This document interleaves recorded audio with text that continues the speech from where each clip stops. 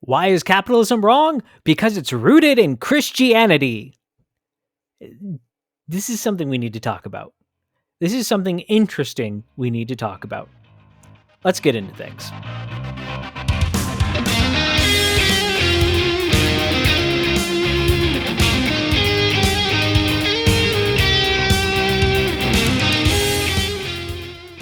Welcome to the TLDR Christianity podcast. We like to make big ideas easy to understand. Now, it doesn't mean we're always going to have short episodes because we have to explain the thing. It's that I'm going to try and break the concept down to hopefully make it understandable.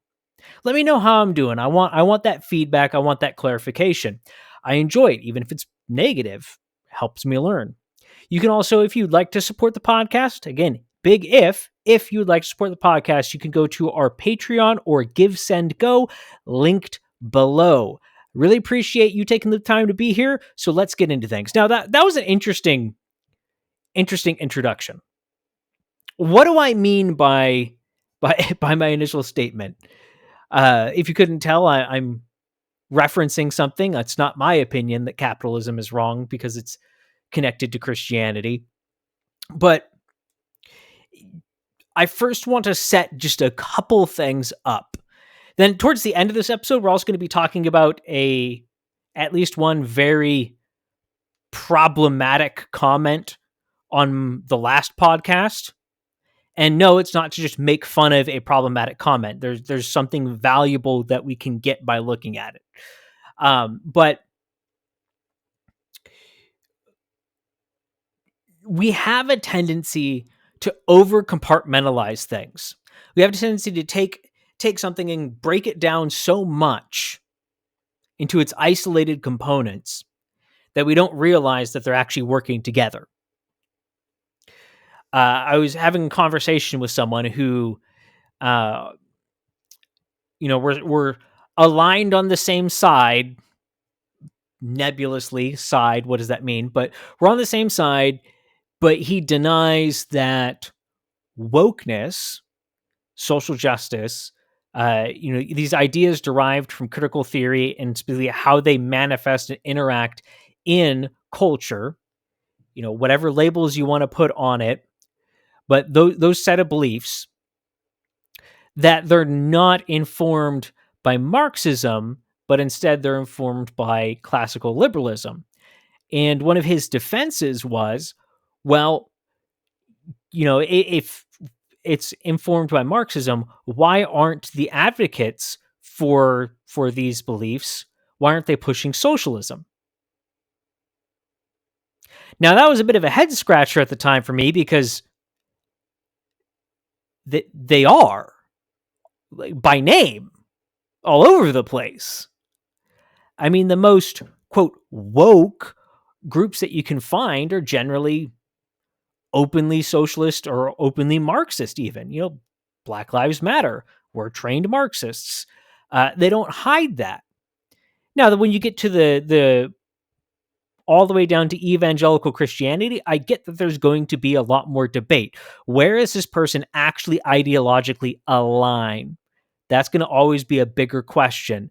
The obvious ones are obvious. The smaller things, the more subtle things are always going to be a little bit more. But it was a head scratcher to me because, yeah, they do.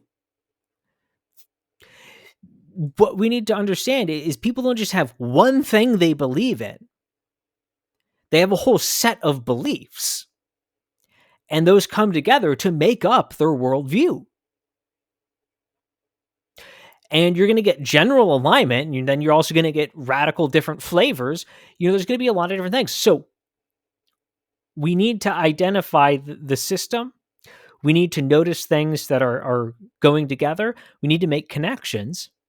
Connections where connections need to be made, not just arbitrarily. That's another problem as well. We need to make actual connections, not just arbitrary ones. But this is something that I wanted to talk about anyway, but someone made a post, because obviously this is how everything starts, post online. But no, someone made a post where they posted an image of some conversation on some other social media platform. I'm not up with social media platforms, so I can't just by a picture tell which one it is. But it expresses my, well, let's read it, because it's going to express my points. The thing I wanted to talk about, honestly, more clearly than I would have expressed it. I love when it works out that way. So we got this hot take, which generally, whenever someone says hot take, it's not a hot take at all. It means either I'm saying something ridiculous and I know it's going to offend someone, or generally it's, hey, I'm saying something to my crowd that we all agree with. Very rarely does that phrase mean that it's an actual hot take anymore.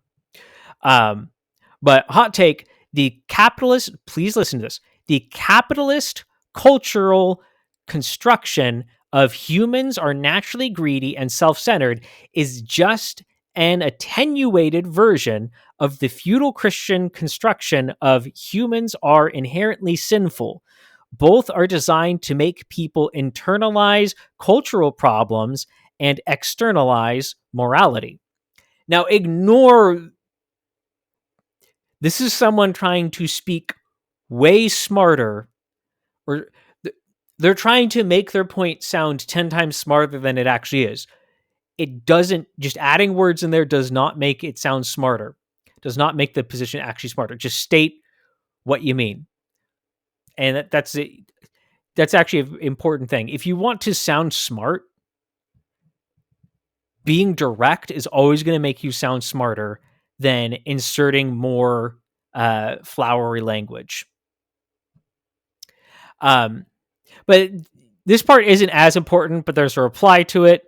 Building off that hot take, Western individualism, the American dream, meritocracy, pull yourself up by your bootstraps mentality, is actually a hopelessly sentimental cultural fantasy that stems from this toxic capitalist conceit, aka referencing back to saying what you just said,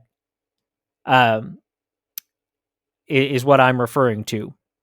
And it's high time we start admitting in our personal lives, in our public policy, that humans actually live in dynamic and overlapping webs of interdependency.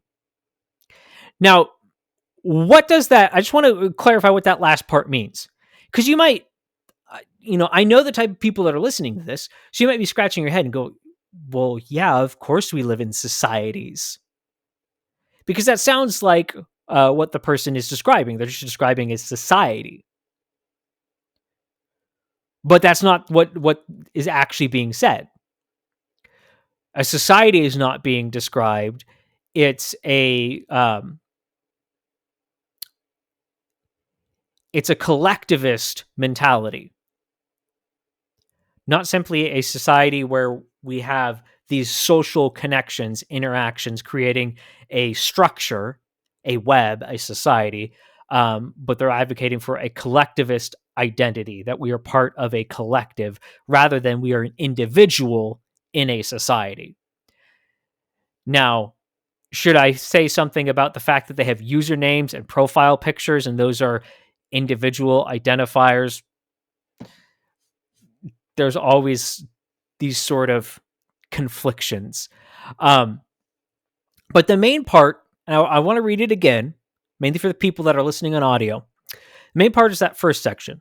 Hot take, the capitalist cultural construction of humans are naturally greedy and self-centered is just an attenuated version of the feudal Christian construction of humans are inherently sinful. Both are designed to make people internalize cultural problems and externalize morality. Now, what is that saying? Let me first clarify what it's saying. So it's saying this capitalist idea that humans are naturally greedy and self-centered, they're always going to seek their own, is just a version of, an extension of, probably a better way to put it, an extension of the Christian concept of humans are innately sinful. Now ignore the feudal Christian construction and all that stuff. This person doesn't know what they're saying and all that, because that's not a feudal concept. That's just basic Bible. But and then they go on to say, both are designed to make people internalize cultural problems and externalize morality. You take these problems and place them on individuals rather than on society, and you take morality, and instead of having morality be centered within you, it's this external thing. And that might sound weird. It's like, well, yeah, isn't morality an external thing? Especially, again, people listen to this. If you're a Christian, you go, yeah, of course, morality has to be external. There has to be a source. Otherwise, it's arbitrary. But what's being meant here is that if you don't internalize it, if morality isn't centered on you, come from you, you don't internalize morality as opposed to externalizing, putting in the responsibility somewhere else, you're not taking responsibility. That is what they're saying. Now, are they even talking about morality? That's a whole nother, this is layers here. But I wanted to talk about this anyway, because I pointed this out so many other places talking with people and realized I didn't bring it into the podcast, which is this idea that you do know what the problem with that organization is, right? Oh, what's the problem? Well, the problem is their foundation. Their foundation is that they're fundamentally assuming that humans are naturally and inherently good. Now, again, this is talking about so many different things. That's been my response to so many different things. Oh, this organization's push blah, blah, blah. Yeah, that's because they believe that humans are inherently and fundamentally good. And once you understand that, you start to understand, oh, that's why they can believe what they believe. That's why they can move in the direction that they go in, because they fundamentally have a different view of humanity than Christianity does. And the foundations of our modern concepts of nation, of justice, of so many other things, because they were built off of those, quote, feudal Christian constructions. They were built off of that. Capitalism. Yeah, it comes from biblical principles. The idea of humans being naturally greedy, the idea of the American dream, the individualism, all these things come from Christianity. So if we believe Christianity is true, then we have to believe those fundamental things. They reject that. They reject everything that goes with it. Now we're seeing the fruit of that so much more in society, of people coming to terms with rejecting everything to do with Christianity, rather than just saying, essentially, we want the morals, we want the foundations and structures, we want all these things for reality, we just don't want God. We've moved past, that was the 20th century. We've moved past that. People are finally catching up to where Friedrich Nietzsche in the late 1800s, where he was at, when he declared that God is dead, and thus everything that goes along with him is dead, including the, quote, soft morality of Christianity. Instead, we need supermen to rise up and impose their, quote, hard morality on the world. And that is exactly what this post is talking about. Now, when you realize that, oh, well, that's why, they want morality to be centered on the individual, because they believe that the individual is inherently moral. Whereas in Christianity, we go, no, the individual is inherently fallen. And we need something outside of ourselves. We need some sort of standard outside of us that is objective, immovable, that is true. No if, and, or buts. We need something for morality. Otherwise, we can't make any moral judgments. How could I, If morality is internalized, it's rooted in self, I can't make any moral judgment against another person. You cannot judge someone else's truth, my truth versus your truth. You can no longer judge someone. There is no objective truth that we're all searching for. There is just now whatever you want to believe. Again, this is building off of last week. This is sort of a continuation of last week's conversation, but we're going to have much more direct continuations of that. We're going to build some concepts. But the Bible makes it clear. The Bible makes it incredibly clear that, for all have sinned and fallen short of the glory of God. All have sinned. We are fundamentally broken. You can go through Isaiah 53:6. All we like sheep have gone astray. We have turned everyone to his own way, and the Lord has laid on him the iniquity of us all, laid on Jesus the iniquity of us all. You have Ecclesiastes 7:20. Surely there is not a righteous man on earth who does good and never sins. 1 John 1:8. If we say we have no sin, we deceive ourselves and the truth is not in us. This idea of, there's so many more. I have a list, but we don't need to go into every verse to prove it, because it's such a fundamental concept of Christianity. If you believe in Christianity, you're going to believe that humanity is fallen, that we are in need of a savior, that there's something wrong in this world. There is brokenness, there is sin, there is evil, there is wickedness, and we are responsible for it. We are the ones who have a sinful, fallen nature. We are the ones that fell. Now, I would say that's taking the moral responsibility upon ourselves. So again, that's where I say, I think what that post is saying, in even just meaning by morality and internalizing it, is something pretty different than how I would take the words at face value. But again, it's clear from the context, they're talking about the responsibility, that if you do not do this my way, that you're not taking moral responsibility. And then thus, and again, it's individual problems versus societal problems. It's individuals commit racist acts versus society, systemic racism. That racism is just this norm pervasive through society that exists even without the presence of any individual acts of racism. That's the kind of thing that they're portraying there. And again, goes into the response there that clarified, yes, we're talking about collectivism here. We don't want the individual, we want the collective. We don't want people to be able to advance individually. That is wrong. Which I don't know. I want to go on off a rabbit trail of that, but we probably shouldn't. But again, this is what I really want to talk about. This idea that humanity is fundamentally good.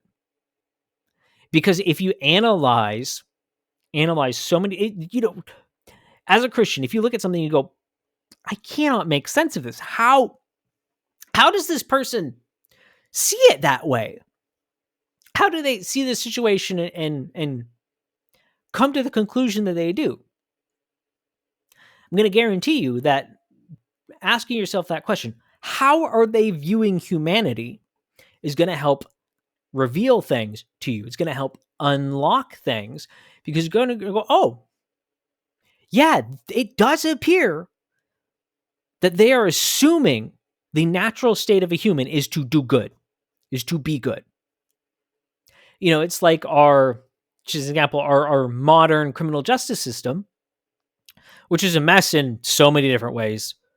Up, down, left, right. Wow, it's confused, to say the least. But one of the things is the idea that it's all about rehabilitation.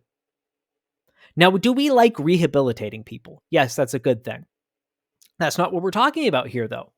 Their idea is that humanity is fundamentally good, so Therefore, we can take this person, this wicked person, who's committing evil acts multiple times. Let's talk about a repeat offender. Yet we can just, through some basic means, flip them, take them back to their natural state, because it's their natural state. So obviously it's a simple process just to get them back there. We can rehabilitate them. Even the idea of just rehabilitating someone assumes that the natural state is good, that the original state to be rehabilitated, bringing them back to a certain state. Again, the assumption is that it's a good state. We as Christians know that's not the case. That no matter who you are, you do wrong.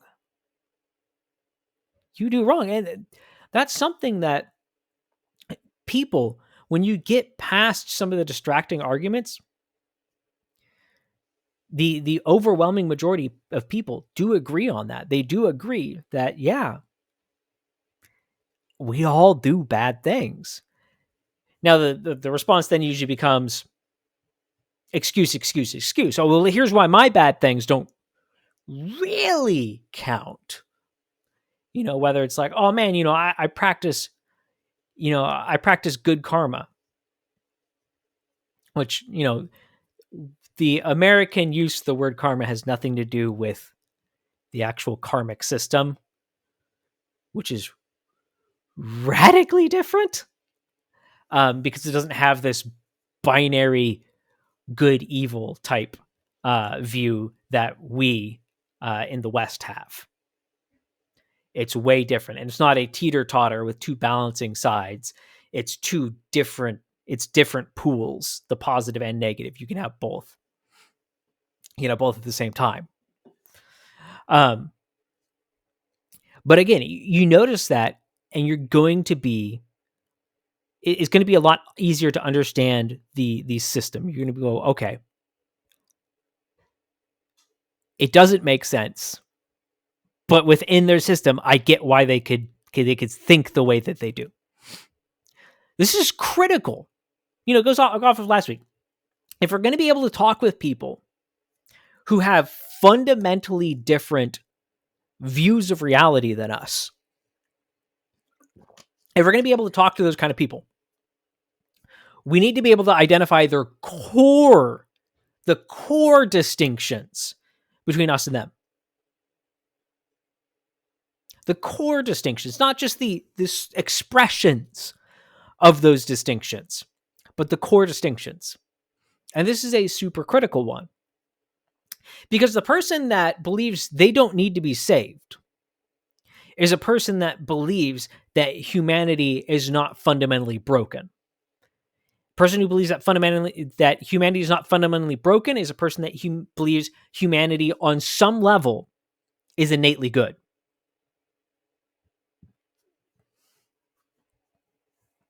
Again, that doesn't play out when you look at the world, or even when you look at the individual.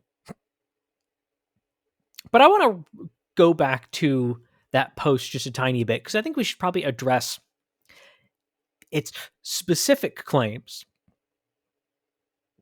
specifically comparing capitalism and Christianity, and how this idea of humanity being fallen and sinful then has societal consequences. And one of their societal consequences is, it produces capitalism. Which I don't see the connection between capitalism and sin nature. I think there's some other layers there, but let's just kind of ignore the capitalism part. Well, let's take it in two separate. Let's take the capitalism part. Let's take the sin part. So the sin, what they're really comparing there is the modern ideas of people are innately sinful, in this case greedy, and saying, well, that comes from Christianity. Well, it does. Now, what's the implication? The implication is, well, then something like socialism, a collectivist system, can't work because people will always seek their own rather than seek the good of the collective.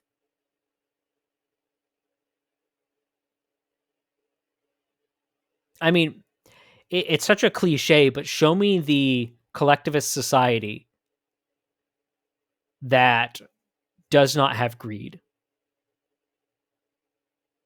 Show me the society, um, outside of Christianity that's collectivist and doesn't have greed.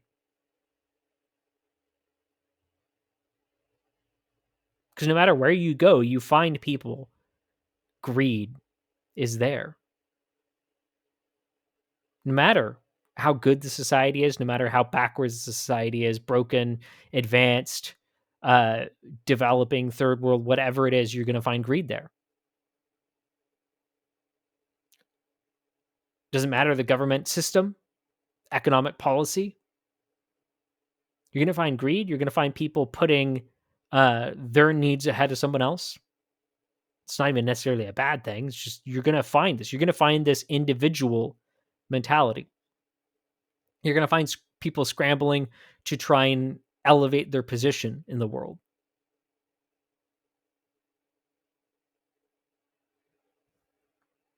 I mean, again, I think it's sort of a uh, uh, the responsibility to provide proof is on the one who's presenting the large claim. In this case, the large claim is, oh, well, people are not greedy. That seems to, but I mean, even they would admit there are greedy people. So where does that come from? If you're going to defy convention, then it's up to you to provide the evidence. Where is the evidence? But this is important because people recognize that the war that's going on, ideologically speaking, is not simply socialism versus capitalism, but it's Christianity versus a different ideology. Now, again, we can define that ideology with lots of other terms, since it doesn't have a central authority. Everyone's going to disagree on the terms, but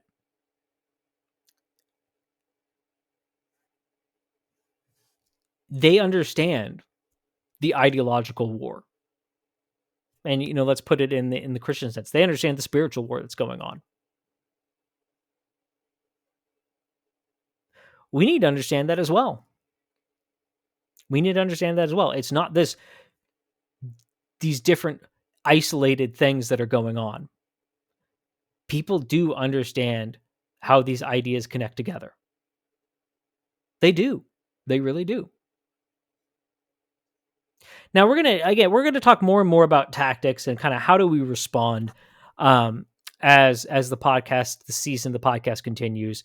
It's gonna be a heavy focus, but I just really wanted to get that point across because I think it's important.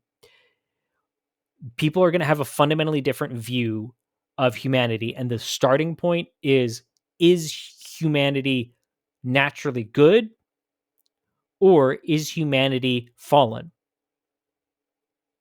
From there, your entire concept of the world, reality, humanity, it's going to be radically different. Radically different. And you can start to make sense and understand other people's positions, but it gives you a little bit more of a starting point for responding as well. But I want to talk about a comment. So I want to talk about a comment from the last podcast episode. If you didn't listen to the episode, you really should go listen to it. There were things I would improve about it, but I think it was overall a useful episode. And it was about the idea, if you didn't listen to it, it was about the idea that, how do you engage? How do you have positive communication, successful communication in a post-truth world, a world that denies that truth exists. How do you have conversations? How do you talk across those lines? One of the comments I got was 10,000 flavors, 10,000 different flavors of Christianity that disagree about everything, whether it's important, abortion, slavery, or banal. Is Harry Potter demonic? Yes, yet scientists from every country, every creed, every background can somehow all agree on truth. Never mind, you're using a computer to do all this. Science, the magic that actually works. I want to ask you a question. So, this is not how I would respond to that person. In fact, I didn't respond to that comment because the whole framing of it, there was nothing. There's no possible thing I could say that would even begin to make that conversation just start. I'm more than willing to engage with people, and I have in the comments on that last podcast. But that one, there's no starting point. But it proves, what I find ironic about it is it 100% proves my points in the episode. 100% proved my points in the episode. What do I mean by that? This person's coming, and all they're doing is saying, here's my truth. And you have no defense against my truth. And just making it, again, it's an impossibility. There's no starting point. Not through an internet comment, at least. There's no starting point here. Because let's look at just some of the radical contradictions in this. 10,000 different flavors of Christianity. We're going to stop right there. What does that mean? What is a flavor of Christianity? I'm assuming you mean denominations. There aren't truly 10,000 different denominations. Now, there might be like just organized like structures. Yeah, but not in fundamental beliefs. So what does that mean? Where is that number coming from, and what does that mean? 10,000 different flavors of Christianity that disagree about everything. Do they? Do they? No, if they're Christian, fundamentally impossible. Unless you want to say someone that rejects literally every point, that takes everything that objectively identifies someone as a Christian and rejects all of those and say, oh, well, that person's still a Christian. That'd be the only way for that statement to be true. Otherwise, it's another level of hyperbole. Another level of hyperbole. And then, whether it's important, abortion, slavery, or is Harry Potter demonic? Oh, these important things, or the things that don't even matter. No, it doesn't. What? But this doesn't. Nothing's been said. Nothing's been proven. A hyperbolic statement's been made that somehow. I don't know what the point is. Is the point even that it just proves Christianity? But truth isn't measured that way. Truth is truth. It's true regardless of how many people believe it or how many manipulations and variations of belief there are. Truth is true. It's objective, which this person seems to want to claim, but then they do something radically different. Continuing on. Yet scientists from every country, every creed,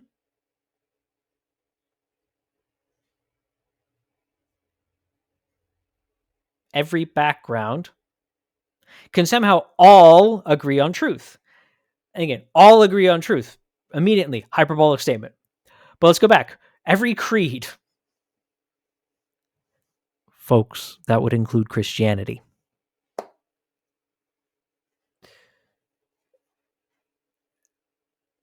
It's a very self-defeating statement that's being built here. What does any of this mean? What are you arguing against? How are you proving any of it? Where's the truth claims in it? There are no truth claims.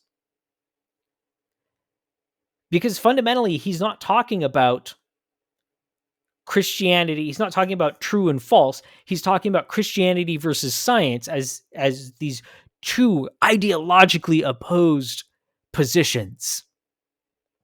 Then continuing, never mind, you're using a computer to do all this. What does that have to do with anything? He's already admitted that every creed, including Christians, operate in the scientific fields. But what does that have to do? Again, he's claiming things for himself. He's claiming science for himself. He's claiming technology for himself. And he's saying, these are my things. In Christianity, you don't have any of those things. How? Then ends with science, the magic that actually works. Again, clarifying, if you were not sure that he's comparing Christianity and science, not actually truth, then you got a problem. But the other thing is his fundamental point of Christians disagree on literally anything and everything versus scientists agree on literally everything is an absurd statement. 10,000 different flavors of Christianity? Well, you want to talk about the different opinions and views within science, but science isn't a truth engine either. It's a process. Oh, Kyle, you're saying it's a process. No, it's a process used to try to derive facts about reality. The biggest Achilles heel with science is it does not have the mechanisms to then it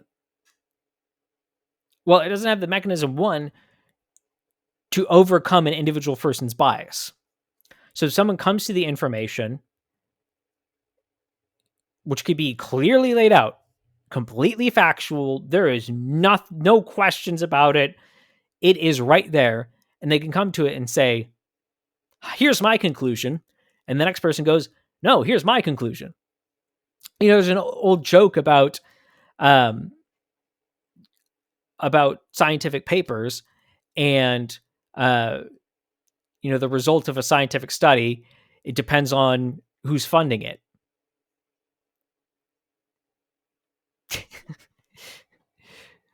Result of a scientific study comes down to who's paying the bill. I mean, I would assume that this person wouldn't look at a scientific study about why a certain food product is so good and amazing and everyone should eat it, and the study was paid for by the company that makes that food product. I'm certain he would look at it and go, yeah, we're going to question that one. Well, there you go. Oh man, you just created a different flavor of science. Because that's fundamentally the same thing. You're saying that any sort of disagreement means that it invalidates the whole. Well, you just invalidated the whole. Beyond the fact that, again, he's admitted that every creed, Christians are not opposed to science.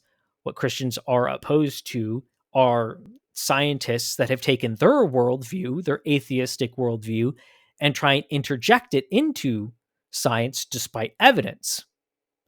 So in the world of science, there are two religions competing. There are more. I'm saying in this argument, there are two competing religions. A secular humanist religion, which again, we talked about. Humanist Manifesto number 1. They made it very clear. Humanists themselves, secular humanists themselves made it very clear that humanism is a religion. It's just the more evolved religion, the culmination of religion in a modern culture. But there are the two religions going on. There's secular humanism versus Christianity. So the question is not, oh, which side are you on? And that determines which one is true. The question is, what is true? What is verifiably, factually true? Now, one of the other Achilles heels of modern science is that it's strictly empirical. Oh, you're going to the supernatural. No, I'm not. It's the old, it's half a joke, but half true. How do you empirically verify? So using the five senses, how do you use the five senses to verify the five senses, the reliability of the five senses? Then one step beyond that, well, how do you empirically verify logic and reason? Science is historically, was always considered a branch of philosophy, and it really is a branch of philosophy. Now, in modern times, it's been kind of pulled off into its own thing as a lot of other structures were built around it, particularly by people that were turning it into a worldview, a philosophy beyond its actual purpose.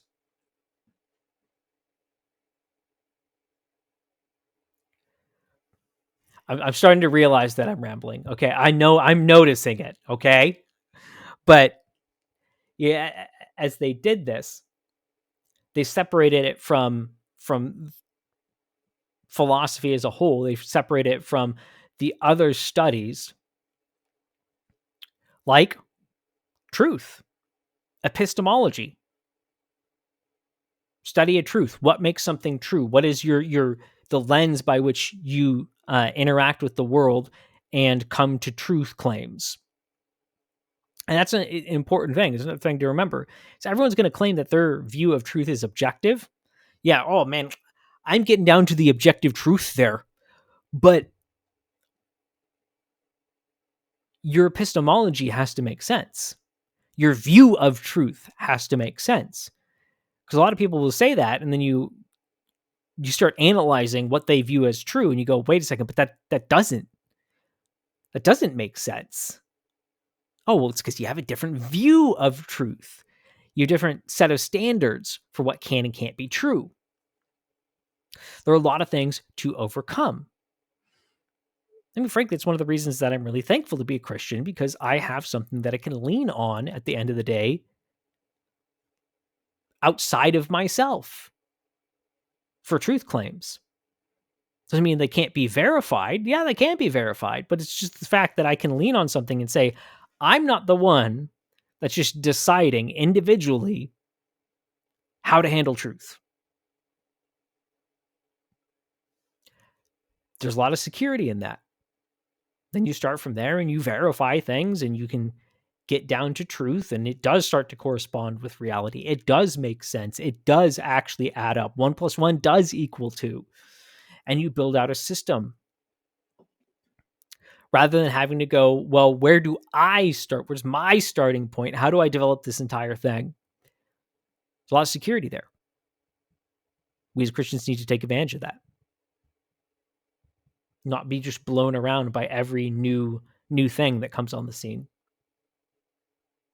Anyway, let's wrap it up by clarifying a couple things. So again, recognizing that people have a fundamentally different view of humanity is really crucial. It's going to help you make sense of a lot of things that don't make sense. Now, again, it's not going to answer all the questions. It won't always be emotionally satisfying, because you might look at something and go, okay, I can get where they're going in their logic, but I can't make the leap to it. It still doesn't make sense to me, but at least I see their system. I see why, if they believed X and Y, why they would get Z. I just don't know how you get to X and Y. It seems to disagree with the world. But it really does help you. And it'll help bridge those gaps. It'll help make you a more patient person as well, even when you're frustrated. And then again, I want to jump over to, we looked at that comment. How would I engage with that person? How could I? This is the kind of thing I'm talking about. It's someone that's so ingrained into their view, their opinion on truth, that they can't see the radical contradictions that they're making. Well, how do you do that conversation? If someone's just going to make hyperbolic statements, is going to uh, make radical contradictions, how do you engage? Where's the starting point? Where's the starting point that's not just going to immediately devolve into aggressive argumentation? Where's the truth claims in what was said? What can I rest my hat on? I can't. In fact, in the end, it's just an insult. How do I start a conversation? I can. I think there's plenty of times I've been able to start a conversation off an insult. It's actually an old friend of mine that first thing he ever said to me was an insult. We became friends. But how do I start that conversation? Maybe you have some opinions. Let me know. How would you have started off the conversation there? In a way to be successful in the conversation, to keep it going, to get some points across, to get some communication going. What would you have done? But one last thing I want to leave with is we're going to be doing a live stream. It's probably going to be the end of February. And then I'm going to try and do one every month. It'll be mainly about answering questions based on the previous month's episodes. So if you have questions, let me know. And just say like, hey, here's a question for the live stream, just so I know not to like go down a rabbit trail trying to answer you in comments. But yeah, just let me know what your thoughts are, how I could answer things for live stream, where your curiosity is. Let me know those kind of things. And like I said, we're going to try and make it a regular occurrence. And if you would like to support the podcast, you can click on the link to the Patreon or Give, Send, Go in the description. I really do appreciate it. But as always, that is I'm not even a secondary thing. That is not the priority in your life. You give it where it's most important. You give it to God first. Take care of your family. Take care of things local. And if after all of that, you feel like I've earned a little bit, and I do mean earn, I'm trying to earn it, not just be given something, then I will be very thankful. But more than that, your prayers are appreciated. And any feedback, more than welcome. So with all that said, remember, God's been so good to us. Go and bring glory to his name.